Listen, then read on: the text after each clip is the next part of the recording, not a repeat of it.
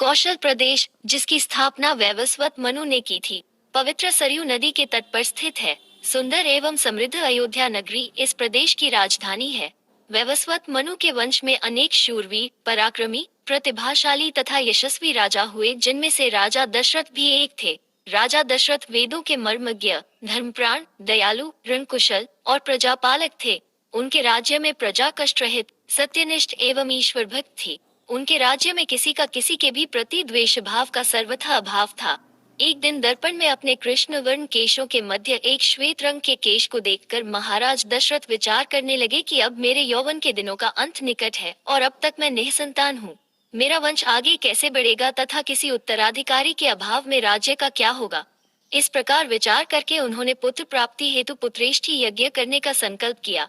अपने कुलगुरु वशिष्ठ जी को बुलाकर उन्होंने अपना मंतव्य बताया तथा यज्ञ के लिए उचित विधान बताने की प्रार्थना की। उनके विचारों को उचित तथा युक्ति युक्त जानकर गुरु वशिष्ठ जी बोले, हे राजन, पुत्रेष्ठी यज्ञ करने से अवश्य ही आपकी मनोकामना पूर्ण होगी, ऐसा मेरा विश्वास है। अतः आप शीघ्रातिशीघ्र अश्वमेध यज्ञ करने तथा इसके लिए एक सुंदर श्यामकर्ण अश्व छोड़ने की व्यवस्था करें। गुरु वशिष्ठ की मंत्रणा के अनुसार शीघ्र ही महाराज दशरथ ने सरयू नदी के उत्तरी तट पर सुसज्जित एवं अत्यंत मनोरम यज्ञशाला का निर्माण करवाया तथा मंत्रियों और सेवकों को सारी व्यवस्था करने की आज्ञा देकर महाराज दशरथ ने रनिवास में जाकर अपनी तीनों रानियों कौशल्या, कैकेयी और सुमित्रा को ये शुभ समाचार सुनाया।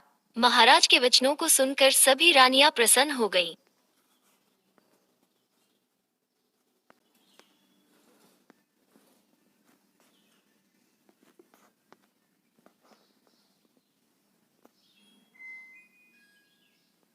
मंत्री गणों तथा सेवकों ने महाराज की आज्ञानुसार श्यामकर्ण घोड़ा चतुरंगिनी सेना के साथ छुड़वा दिया।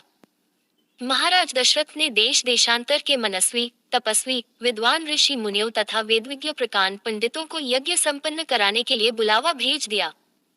निश्चित समय आने पर समस्त अभ्यागतों के साथ महाराज दशरथ अपने गुरु वशिष्ठ जी तथा अपने परम मित्र देश के अधिपति लोभापाद के जामाता ऋग ऋषि को लेकर यज्ञ मंडप में पधारे। इस प्रकार महान यज्ञ का विधिवत शुभारंभ किया गया।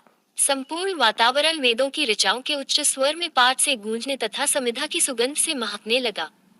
समस्त पंडितों, ब्राह्मणों, ऋषियों आदि को यथोचित धन धान्य, गौ आदि भेंट करके सादर विदा करने के साथ यज्ञ की समाप्ति हुई। राजा दशरथ ने यज्ञ के प्रसाद चरा को अपने महल में ले जाकर अपनी तीनों रानियों में वितरित कर दिया। प्रसाद ग्रहण करने के परिणाम स्वरूप परमपिता परमात्मा की कृपा से तीनों रानियों ने गर्भ धारण किया। जब चैत्र मास के शुक्ल पक्ष की नवमी तिथि को पुनर्वसु नक्षत्र में सूर्य, मंगल, शनि, बृहस्पति तथा शुक्र अपने अपने उच्च स्थानों में विराजमान थे, तर्क लग्न का उदय होते ही महाराज दशरथ की बड़ी रानी कौशल्या के गर्भ से एक शिशु का जन्म हुआ, जो कि श्यामवर्ण, अत्यंत तेजोमय, परम कांतिवान तथा अद्भुत सौंदर्यशाली था। उस शिशु को देखने वाले ठगे से रह जाते थे। इसके पश्चात शुभ नक्षत्रों और शुभ घड़ी में महारानी कैकेयी के एक तथा तीसरी रानी सुमित्रा के दो तेजस्वी पुत्रों का जन्म हुआ। संपूर्ण राज्य में आनंद मनाया जाने लगा। महाराज के चार पुत्रों के जन्म के उल्लास में गंधर्व गान करने लगे और अप्सराएं नृत्य करने लगी। देवता अपने विमानों में बैठकर पुष्प वर्षा करने लगे। महाराज ने उन्मुक्त हस्त से राजद्वार पर आए हुए भाट, चारण तथा आशीर्वाद देने वाले ब्राह्मणों और याचकों को दान दक्षिणा दी। पुरस्कार में प्रजाजनों को धन धान्य तथा दरबारियों को रत्न, आभूषण तथा उपाधियां प्रदान किया गया। चारों पुत्रों का नामकरण संस्कार महर्षि वशिष्ठ के द्वारा कराया गया तथा उनके नाम रामचंद्र, भरत, लक्ष्मण और शत्रुघ्न रखे गए।